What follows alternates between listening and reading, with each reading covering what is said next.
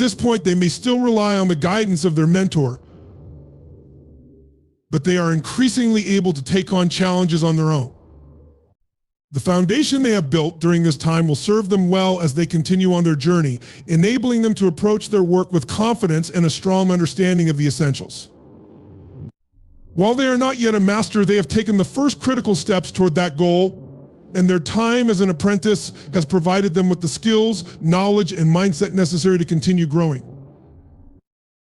As one progresses from the role of apprentice, where guidance and structured learning dominate, the individual enters what is often referred to as the journeyman phase. This path marks a significant transition from being primarily a learner under the close supervision of a mentor to becoming a more autonomous practitioner. The journeyman path is characterized by the application of skills in real-world contexts and the gradual development of independence in one's craft.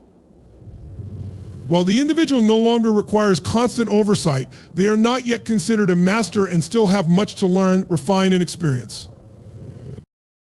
During the journeyman phase, the focus shifts from acquiring foundational knowledge through imitation to the process of active, independent practice. The journeyman has accumulated enough understanding and experience to begin working on their own, but this stage is more about refining and expanding upon what they've learned rather than achieving perfection.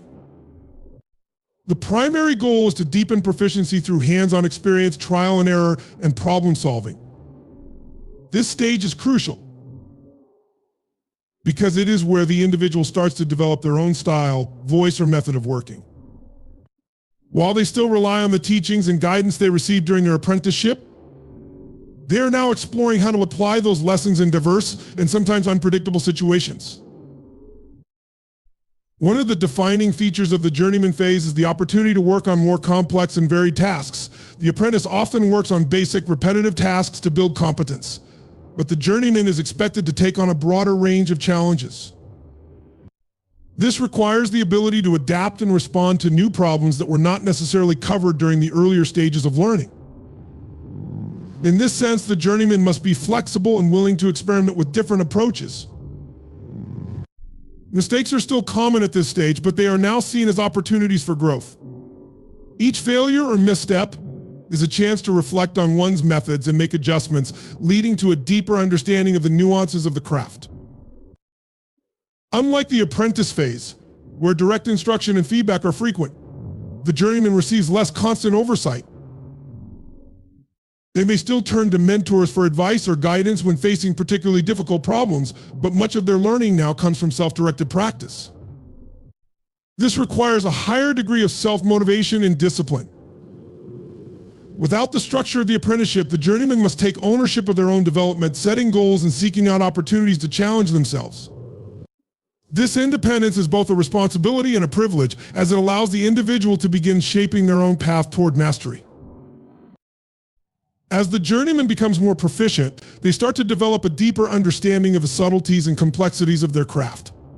What may have seemed straightforward during the apprenticeship stage now reveals layers of depth. For example, a journeyman carpenter may have learned the basic techniques for constructing furniture during their apprenticeship, but as they gain more experience, they start to understand the finer details of wood grain, how different types of wood respond to various tools, or how environmental factors like humidity can affect the final product.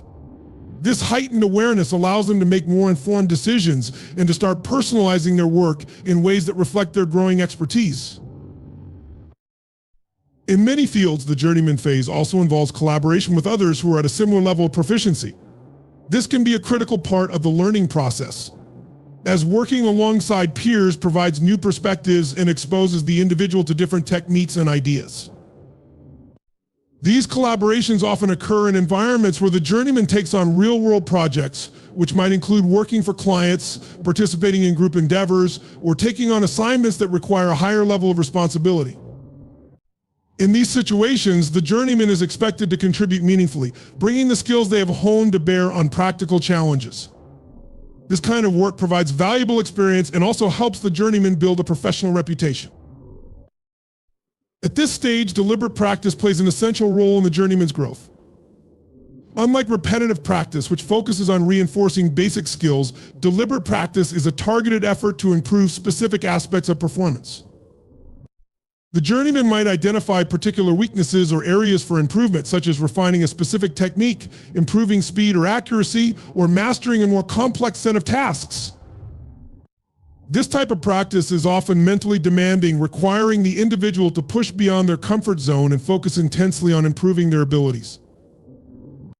Feedback, whether from peers, mentors, or self-assessment, is critical during deliberate practice as it helps the journeyman identify what is working and what needs adjustment. Throughout the journeyman phase, the individual begins to develop their own identity within the field. While the apprentice stage was marked by imitation and the absorption of external knowledge, the journeyman starts to explore personal preferences, techniques, and creative approaches. This is the stage where personal style or a unique voice starts to emerge.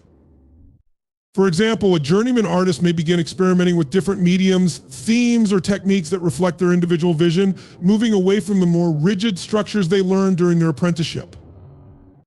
This exploration is essential for developing a sense of ownership over one's work, which is a crucial step toward becoming a master. Despite the growing independence of the journeyman, mentorship continues to play an important role in this stage. However, the nature of the relationship between the journeyman and the mentor changes. Instead of receiving constant feedback or instruction, the journeyman may seek out the mentor's guidance when faced with particularly difficult challenges or when they feel stuck in their development. The mentor's role becomes more advisory than instructive, offering insights that help the journeyman continue growing.